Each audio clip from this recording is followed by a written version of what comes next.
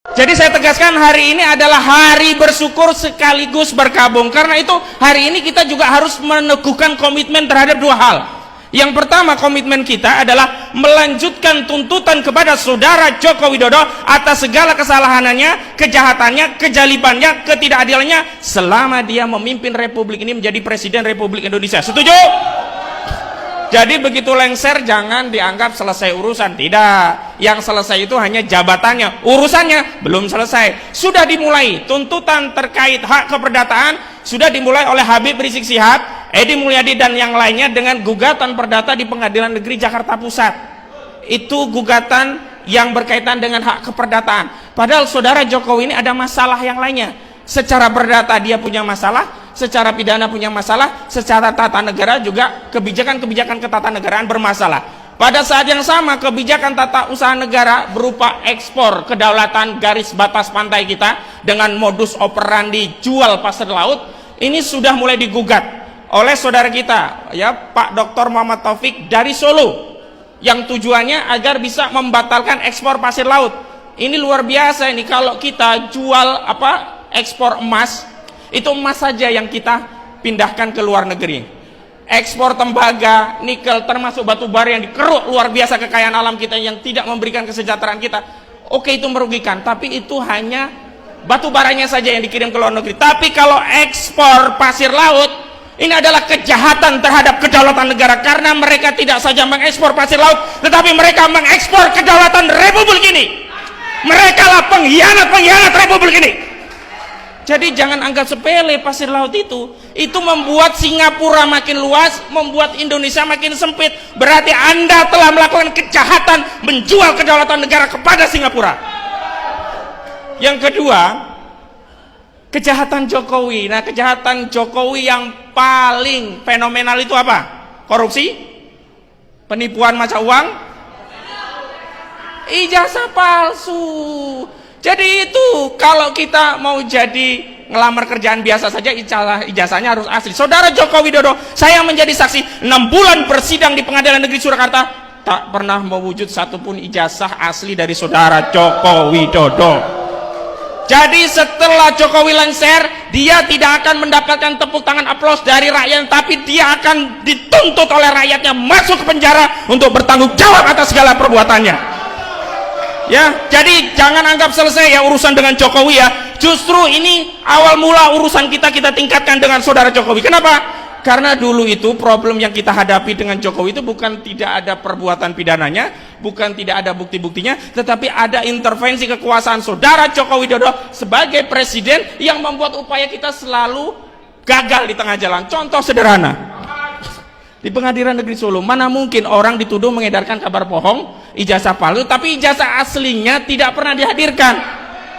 Kalau logika hukum yang terjadi, harusnya Bambang Tri dan Gus Nur itu bebas demi hukum, karena dakwaan jaksa tidak bisa dibuktikan dengan menghadirkan ijazah asli saudara Joko Widodo. Faktanya tetap divonis 6 tahun, baru berkurang 4 tahun. Ini mengkonfirmasi kekuasaan Jokowi mengintervensi pengadilan. Saya tegaskan sekali lagi, ini bukti kekuasaan Jokowi mengintervensi pengadilan. Dan apa yang dialami oleh Bunda Mary, Bang Edi Mulyadi dan yang lainnya, itu juga bagian dari kejahatan politik saudara Joko Widodo yang anti terhadap kemerdekaan menyampaikan pendapat, yang sebenarnya ini adalah hak konstitusi kita diatur dalam ketentuan pasal 28 Undang-Undang Dasar 1945. Di era Jokowi, orang berpendapat, pendapatnya kurang pas, itu dianggap hoak, kabar bohong, penyebaran nama baik, mengedarkan kebencian dan permusuhan ya, dengan dalih permusuhan antara suku, agama, ras, dan antar golongan. Korbannya masuk penjara. Bung Ryo Suryo juga masuk penjara. Itu eranya Jokowi itu. Jadi tidak pernah ada ujaran pendapat yang menjadi pidana kecuali di era rejim Joko Widodo. Maka kita akan terus tuntut saudara Jokowi. Yang kedua, ini saudara Gibran Raka Buming Raka, oke lah, masih bisa kita maklumi, dia akhirnya dilantik. Karena bagaimanapun proses untuk pembatalan itu mungkin mereka ada masalah-masalah administratif dan juga masalah politis. Karena bagaimanapun pemenang ini sudah nggak mau kalau jatah kekuasaannya menjadi hancur berantakan kalau ada isu ini begitu. Tapi setelah dilantik, maka kita akan menuntut kepada DPR MPR melalui upaya yang kita lakukan agar apa? Memakjulkan Gibran Raka Buming Raka. Apakah bisa? Bisa. Karena pemakzulan itu tidak perlu satu paket. Cukup wakil presiden. Dan kalau wakil presiden dimakzulkan, maka MPR akan membahas calon pengganti. Calon pengganti itu bisa dari MPR, dari partai-partai yang diusulkan oleh partai. Sehingga apa? Kita bisa membersihkan legasi NKRI Republik ini dari pemimpin yang bermasalah moral, etika, bahkan tidak memenuhi syarat. Saya tegaskan saudara Gibran ini tidak memenuhi syarat karena melanggar ketentuan pasal 169 2 ayat huruf E dan huruf Q Undang-Undang Nomor 7 Tahun 2017. Karena seorang presiden dan wakil presiden itu harus sehat ya, jasmani dan ruhani. Nah, apakah orang seperti Fufu Fafa ini sehat jasmani dan ruhaninya? Sarap ini Fufu Fafa ini. Ya, yang kedua, saudara Gibran ini kan ya ditetapkan menjadi calon tanggal 25 Oktober 2023. Sementara PKPU tentang penetapan calon yang dijadikan dasar itu belum diubah. KPU hanya menetapkan Gibran sebagai calon wakil setelah ada putusan MK. Sementara putusan MK nomor 90 belum ditindaklanjuti. Putusan MK tanggal 19 belum ditindaklanjuti oleh KPU dengan pengubahan PKPU. Tiba-tiba tanggal 25 Oktober, hari terakhir pencalonan presiden dan calon wakil presiden, didaftarkan langsung ditetapkan sebagai calon wakil presiden. Dan ini digugat.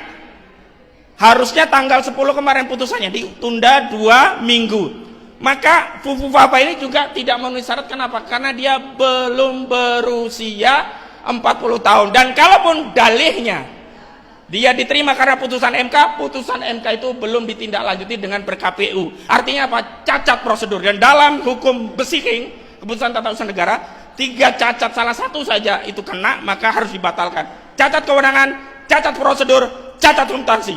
Secara kewenangan memang KPU berwenang untuk menetapkan Fufu Fafa sebagai calon wakil presiden. Tetapi secara prosedur, KPU bermasalah cacat prosedur karena menerima dan menetapkan Fufu Fafa sebagai calon wakil presiden, padahal KPU belum melakukan proses harmonisasi peraturan perundangan dengan mengubah per-KPU-nya. Baru diubah setelah tanggal 3 November. Jadi saya ingatkan 2 hal ini yang penting. Pertama, terus galakan tuntut untuk adili saudara Jokowi. Setuju? Yang kedua, tuntut agar Fufu Fafa dimakzulkan. Setuju?